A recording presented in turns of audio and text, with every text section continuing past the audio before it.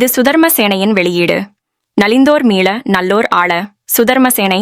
பாட்டாலே புத்தி சொன்னார், பாட்டாலே பக்தி சொன்னார். பாட்டுக்கு நான் பாடுபட்டேன், அந்த பாட்டுக்கள் பலவிதம்தான். அதில் ஒரு விதம் நம்ம ஆர்கே ஐயா அறம்பாடு சித்தர் எனும் பெயரில் வெளியிட்ட பாடல்கள். அது பலரை பைத்தியமாக்குகிறது. அதனால் வேறு பயனில்லை, இருவர் மரணத்திற்கு காரணமாகிவிட்டது என்ற கருத்து இருக்கிறது. ஆனால் அது நலிந்தோர் மீள நல்லோரை ஆள வைக்கும் முயற்சியை முன்னெடுக்க தூண்டுவதுடன் குறிப்பால் குறிப்பறியும் அவரை வரும் காணொளிகளில் உள்ளவர்கள் பட்டியலில் இணையாமல் இருக்க நம்ம வரலாற்றை தேடி தேடி படிக்க சொல்கிறது என்பதே உண்மை. திருத்தொண்டர் புராணம் இயற்றிய தெய்வ சேக்கிழார் தொல்லை இரும்பிறவி சூழும் தலை நீக்கி அல்லல் அறுத்து ஆனந்தம் தரும் திருவாசகமெனும் தேனை தந்த மாணிக்க வாசகர் என கல்வி கேள்விகளில் சிறந்தவர்கள் மந்திரிகளாக இருந்த மண்ணில் இன்று இவர்கள். ஒரு காலத்தில் கம்பன் வீட்டு கட்டுத்தறியும் கவி பாடும்னு சொன்னாங்க.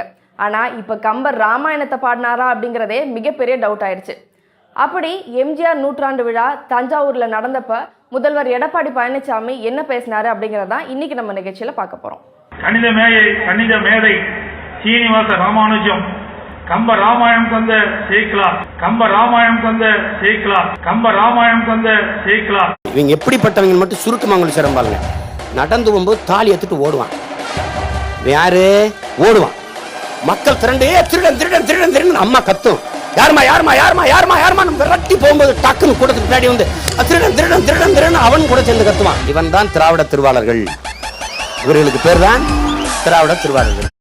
திராவிடம் அப்படின்னா என்னன்னு திராவிட இயக்கம் ஆரம்பித்த காலத்திலேருந்து பல தலைவர்கள் பல விளக்கங்கள் கொடுத்துருக்குறாங்க. அதில் திராவிடம்ங்கிறது ஒரு நிலப்பரப்பை குறிக்கும், திராவிடம்ங்கிறது ஒரு கலாச்சாரம், திராவிடம்ங்கிறது பண்பாடு, அப்படி இப்படின்னு பல காரணங்கள் திராவிடத்துக்கான விளக்கங்கள் பல தலைவர்கள் கொடுத்துருந்தாலும் இப்போ நம்ம தமிழ்நாட்டோட முதலமைச்சர் திராவிடம்னா என்ன அப்படின்னு சிம்பிளாக ஒரு விளக்கம் கொடுத்துருக்கிறாரு. திராவிடனா என்ன, திராவிடனா என்ன? இப்போ நடந்திருக்க இந்த கல்யாணம் இதுதான் திராவிடம். திராவிடனா என்னன்னு ஒன்று கேட்க வச்சிருக்கு பாரு, அதுதான் திராவிடம். திராவிடங்கிறது உண்மையாகவே என்னன்னா தமிழர்கள் அல்லாதோர் வசதியாக வாழ்வதற்கும் தமிழர்களையும் தமிழ்நாட்டையும் ஆள்வதற்குமாக இவர்கள் பயன்படுத்தக்கூடிய ஒன்று தான் இந்த திராவிடம். இந்த வரிசையில் சேரத்தான் பாடல் தம்மை சொல்வதாக கருதியவர்கள் பாடலை மாற்றி மெருகேற்றி மைண்ட் செட் செய்ய முயன்று மாட்டிக்கொண்டார்கள். அவர்கள் மைண்ட் வாய்ஸ் எப்படி இருக்கும்? இப்படி இருக்கும். ஒரு மனுஷன் எதையாவது பண்ணி முன்னுக்கு வரலாம்னு பார்த்தா கால் வைக்கிற இடமெல்லாம் கண்ணி விடி வைக்கிறாங்களே. பொய் தொடக்கம் ஞான முடிவு என்பதை அறம்பாடு சித்தர் எனும் பெயரில் வந்த இந்த பாடல் வரிகள் வழியாக அறியலாம். தந்த சூகம் ஆடும் நீல கண்டங்கருத்தோன் அங்கன் துணையிருக்க இங்கன் புருவம் இணையும் பூங்கன் திறந்தே கண்டேனிவன் நின்றுலாவிய நெடுவரை அருகே நன்னீருரை பூவிலிகள் நிறை காதல் ததும்ப வெண்மதி ஒளிரும் பெருமாள் பெரும் பொய்கையுடை அந்த புறமாய் அனந்தன் புரிக்கே அரசன் புணர புகுந்த பதுமும் உதித்த நாவன் புறமே. இதன் திரண்ட பொருள், அனந்தபுரத்திற்கே அரசனாக இருப்பவர் பெருமாள் பெரும் பொய்கைக்கு அந்த பக்கமாய் பிறந்து இருக்கிறார். அதனால் அது பதுமன் உதித்த புறம் என்பது. இந்த பெருமாள் பெரும் பொய்கை எங்கு உள்ளது?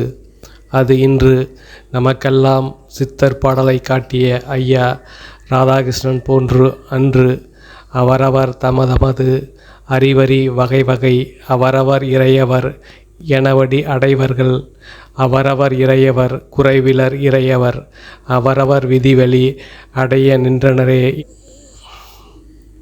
எனும் நம்மாழ்வாரின் திராவிட வேதத்தை திருவாய்மொழியை நாதமுனிகளுக்கு காட்டி மன்னனாக வீர நாராயண பெருமாள் அருள் செய்வதால் காட்டும் மன்னனார் கோவில் என்று இருந்து இன்று மருவி காட்டு மன்னார் கோவில் என அழைக்கப்படும் ஊரில் உள்ளது. ஆகா, இது எவ்வளவு பிரம்மாண்டமான ஏரி! எத்தனை நீளம், எத்தனை அகலம்! தொண்டை நாட்டில் பல்லவ பேரரசர்கள் காலத்தில் அமைந்த ஏரிகளெல்லாம் இந்த ஏரிக்கு முன்னால் சிறிய குளங்குட்டைகள் என்றே சொல்ல தோன்றுமல்லவா? வடகாவேரியில் வீணாக சென்று கடலில் விழும் தண்ணீரை பயன்படுத்துவதற்காக மதுரை கொண்ட பராந்தகரின் புதல்வர் இளவரசர் ராஜாதித்தர் இந்த கடல் போன்ற ஏரியை அமைக்க வேண்டுமென்று எண்ணினாரே, எண்ணி அதை செயலிலும் நிறைவேற்றினாரே. அவர் எப்பேற்பட்ட அறிவாளியாக இருக்க வேண்டும். வீரத்திலும் அவருக்கு இணை வேறு யார்? தக்கோலத்தில் நடந்த போரில் தாமே முன்னணியில் யானை மீது ஏறிச் சென்று போராடினார் அல்லவா? போராடி பகைவர்களின் வேலை மார்பிலே தாங்கி உயிர் நீத்தார் அல்லவா? அதனால்தான் யானை மேல் துஞ்சிய தேவர் என பெயர் பெற்று வீர சொர்க்கமடைந்தார் அல்லவா? இந்த சோழர் குலத்து மன்னர்களே அதிசயமானவர்கள்.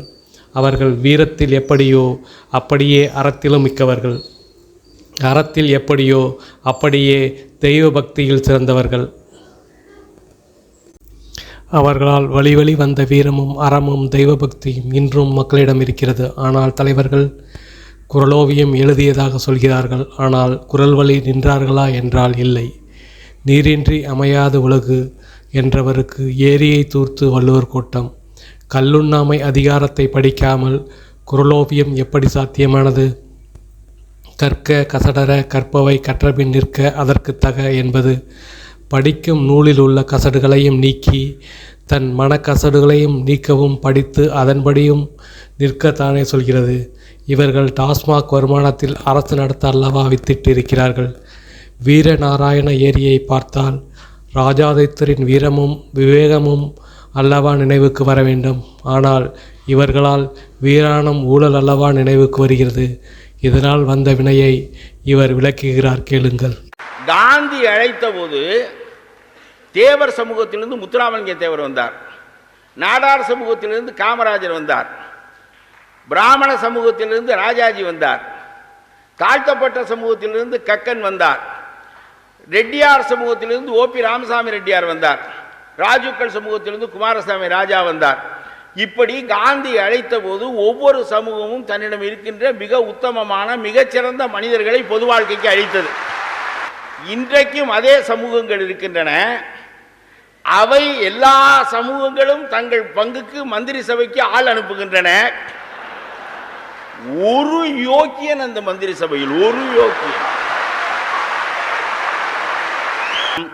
அழைப்பவன் யாரோ அவனை பொறுத்து பின்பற்றுபவனின் தகுதி இருக்கிறது.